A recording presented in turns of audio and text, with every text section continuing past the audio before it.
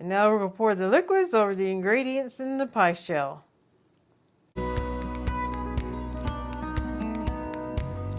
Howdy folks, I am Martha and I welcome you to Hirschberg's Miracle Homestead. The kitchen action we're having today involves a pie crust. We made it a couple weeks ago and had it tucked away in the freezer. And we are going to assemble and put together a cheesy ham and broccoli quiche. So as always, we'll go and cross the ingredients first and then we'll get started. Okay, the ingredients we'll need for this cheesy ham and broccoli quiche are milk, heavy cream, eggs at room temperature, broccoli, pie crust, ham, shredded cheddar cheese, shredded Parmesan cheese, shredded mozzarella cheese, salt and pepper. Okie dokie. Now that we know what the ingredients are, I'm going to shove stuff aside and pull things in as we need it. The liquids are together with the salt and pepper. And then, now I'll go ahead and layer the quiche. The quiche gets layered with these ingredients and then we'll come in with the wet ingredients. So, I'll pull you in so we're together as we see the yumminess building up. Between the broccoli and the ham, I really don't know if it matters what you're going to do first, but I'm going to start out with the broccoli so I can see that good ham sitting on top of the broccoli. I'll just pour it in there, spread it out even on the bottom. And now the ham, we'll spread the ham out evenly.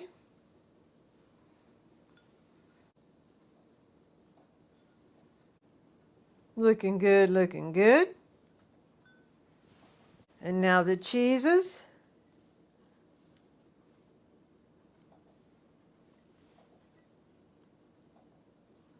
We'll put the cheddar cheese between the Parmesan and the mozzarella cheese.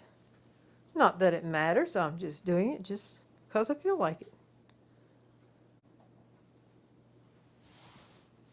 And now the last of the cheese.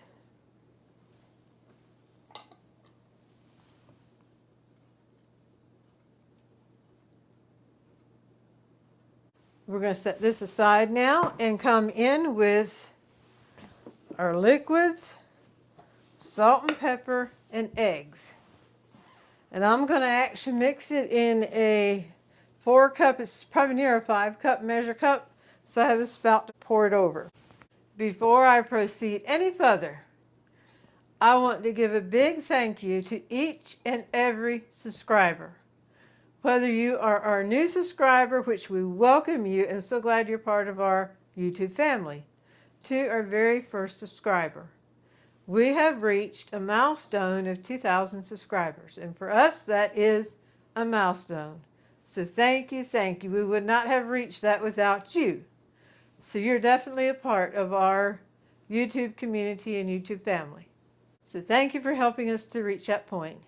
And thank you for those who have liked and commented on our videos and shared it on your social media, because that exposes it to more people and more people come together. Thank you, thank you. And now we'll proceed with mixing the wet ingredients together along with the salt and pepper. Coming in with our mixer, we'll hop right to it. I'm going to put the eggs in first and mix those up. Now I'm going to beat these up before I add the rest of the stuff.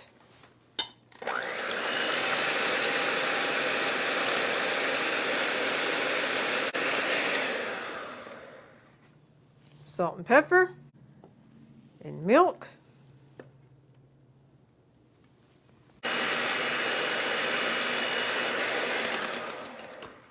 Hopefully there's room for the heavy cream. Oh yes.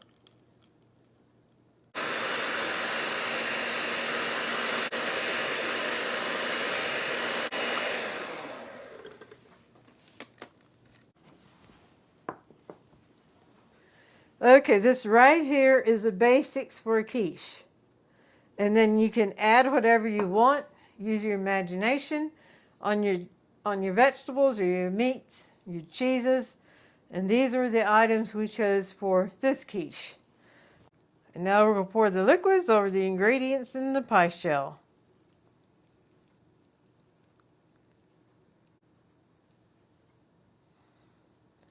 I'm afraid if I go any more, it's going to make it too full.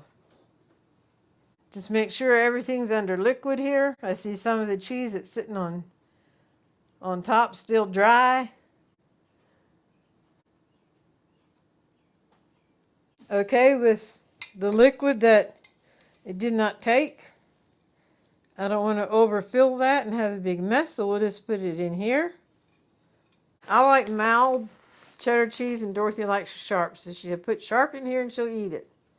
And to keep on with our creativity here on what to have with it, we're going to put a little bit of broccoli in here yet. Some places we read to bake it on 375, other places it says 350, so we're going to go about in the middle at about 360. So here we have the cheesy ham and broccoli quiche, and here we have the leftover mixture with sharp cheddar cheese and broccoli in it. This will be a crustless quiche. So I'll put that in there so it's easier to put in and out of the oven. So we're ready to put this in the oven, and it'll bake for 45 to 55 minutes.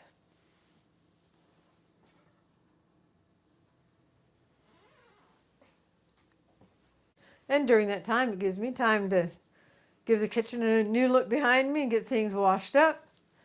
And we'll be back to check on the quiche. Dorothy's we took out a few minutes ago, and then I wanted to pull this out that you can see it too because it does settle down a little bit.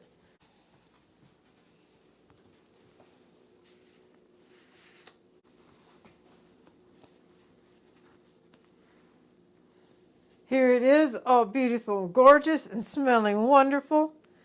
We'll let it sit for at least 5 minutes before we dig into it, and it will settle down. So I'll bring you in closer so you can see how it looks right now. See how it actually comes up above?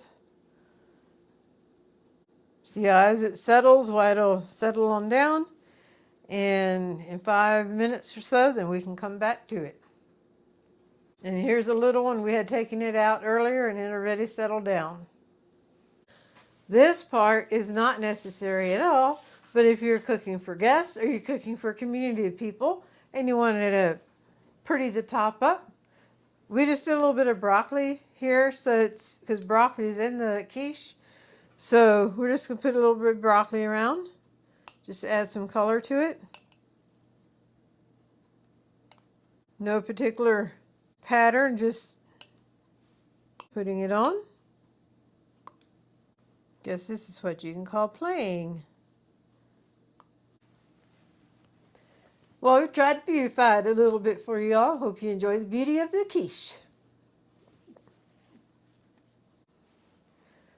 Alrighty, here we go.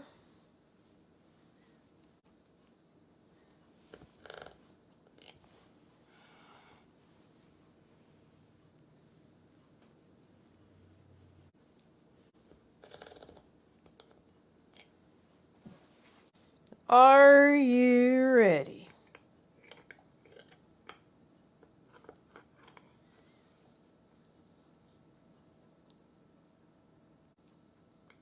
There you go, folks.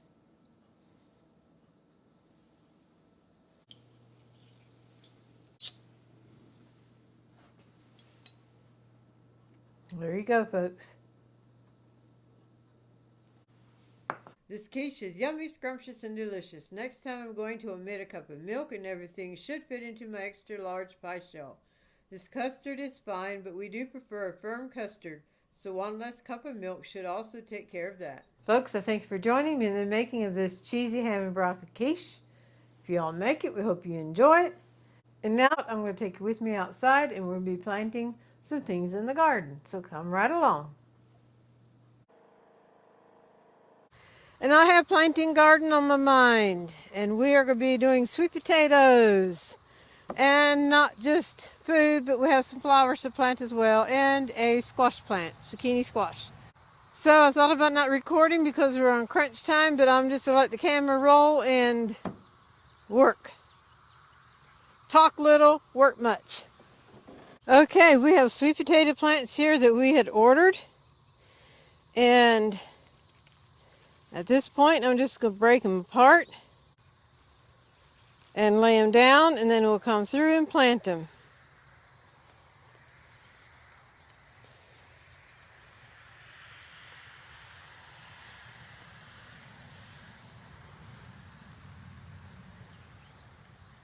We'll be planting the big barrels here and also the 4 tubs in the back there. We'll be getting the sweet potatoes. I think it was the Haas nursery where we had ordered these from. And they waited to send them until it was time to plant them. And then we couldn't get to it right away, so it's high time to get them in the ground. I'm not sure how many to do per container. We'll start out with 5 once.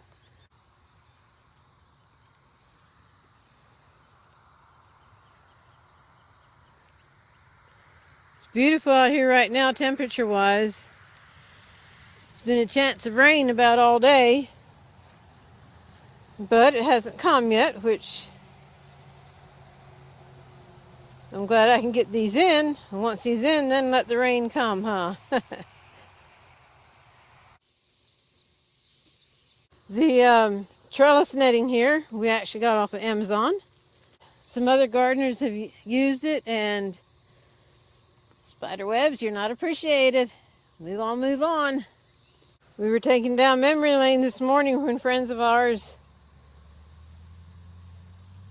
had on Facebook that they will be at the festival, little town festival going on this weekend. And for a number of years, that's exactly what Dorothy and I did. We'd go to festivals. And you might wonder what we sold. Because if you go to festivals as a vendor, you need product to sell. We ourselves made up to 7 different kinds of pound cake, and then our cousins made homemade jams. And we would get homemade jams from them and sell it along with our cakes. Whole cakes, half cakes, and slices of cakes. But those are bygone days now. Life definitely brings changes, which brings us to where we are now. I have cucumbers in there and flowers. Now I get my gloves on. Got my little shovel. Now that I have my sweet potatoes laid out for these containers, I'm going to make a hole and put some bone meal in, and then come back and put them all in. If this is your first time with us, the container gardening started as a self-wicking project, and with that you need, well, the containers we use, you don't have to have this type of container, but you use what you have. One time we cleaned out storage units, and often things are packed in containers. Some containers we'd sell with goodies in, and other containers we kept. So when we started this gardening, we had 20-some containers that we could use. This is year 3, maybe even 4, and the sun is hard on them, and they're becoming brittle. Instead of investing in more containers, we will just dream and hopefully be able to buy some of these nice metal raised beds and have a showstopper garden that way. But in the meantime, we work with what we got. We did buy these big barrels here, and if you do buy them, you want to be sure they're food grade. Ours had some type of essential oil in them, so these are definitely food grade. This bone meal is supposed to help the root system be a healthy, hardy root. So we hope that's correct. Now proceed with planting them. Okay, I will give them water, a good soaker from the hose, because that's nothing like a good old rain from the Lord.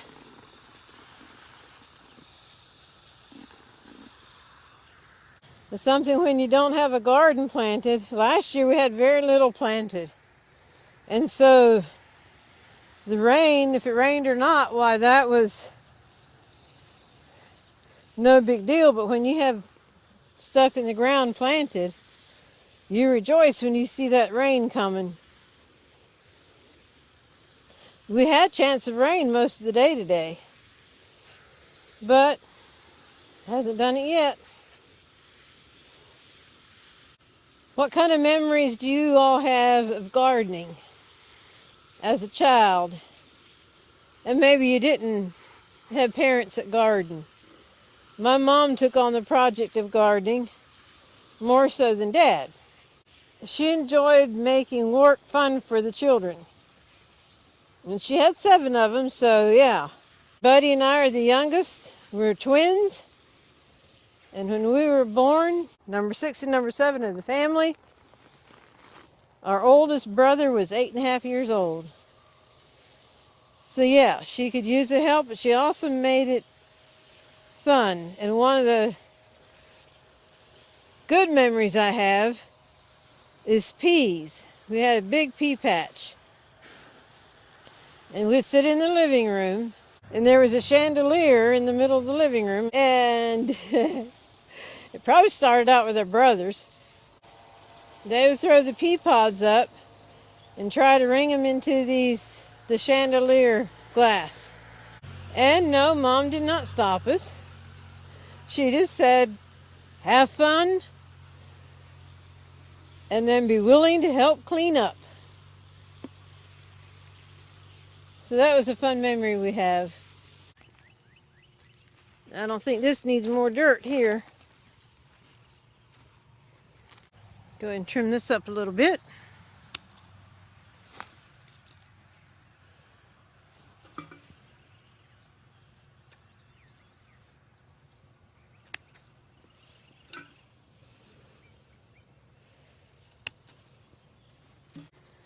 Now, one thing's nice about containers like this, if you decide to move your container to a little different spot, it's no big deal. You can easily do it.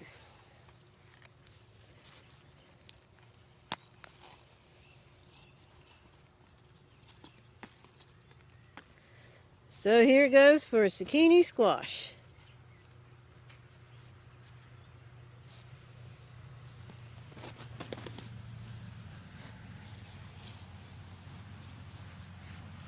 We got this squash at the same time we got the one that we planted hydroponically. So it'll be interesting to see the difference in the two. The only thing is, this one will take a whole lot more maintaining because you have to water and fertilizer and all. Hydroponically, we probably won't have to water that one again all summer. This is a beautiful dahlia, and I've never had a lot of luck with them, but I thought I'm going to try it again.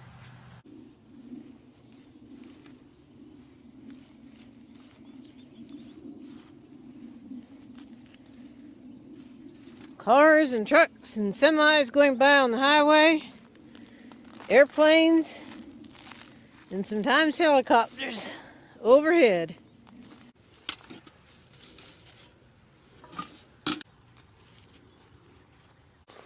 We're watering the zucchini squash. And after this, we'll call it a night. We have puppy chores to do and dog chores to do and help care for Buddy so Dorothy can edit, and she does a lot of editing along with taking care of Buddy. Sometimes Buddy's a little bit more needy than other times, so I told Dorothy once we get the planting done, maintaining everything would be easier then. That's why we planted so many sweet potatoes, because that's something we can harvest this fall and won't have to spend a lot of time picking and preserving this summer. So we wanted to think of something to do that would benefit our pantry. I'm going to borrow something from Holler Homestead. That's a channel we watch. And whenever they plant, they tell it to grow. And their little 2-year-old daughter. So they really think she thinks that she has to say that for it to grow. But anyway, so yes, grow. And now for the golden thought. Good job, buddy. Getting it just right. That's good. Howdy, folks, and welcome to the golden thought of this episode. We're the twins, Marvin and Martha. I've been blessed to call Buddy my twin for 64 years. We just had a birthday in April. His given name is Marvin, but he's better known as Buddy. So yeah, the golden thought for today, and while I'm reading it, I want you to visualize a huge rock, and it's split in half. And coming up through there is a tree. So here's the golden thought. We cannot force someone to hear a message they are not ready to receive. But we must never underestimate the power of planting a seed. That tree started from a seed. And it grew up through that rock. I don't know all the details around it, but it looks like, the picture of it looked like a rock that was split down the middle. And up through it comes a tree. It says we're out there planting seed. We don't have to know what the harvest will bring forth. We don't have to know the end result. Keep planting the seeds, and God can water it. Maybe someone else will actually receive the harvest from it, or someone else will witness the harvest from it. Thank you for joining us today. We hope you've been blessed, encouraged, and inspired. And with that, God bless. Very good, buddy.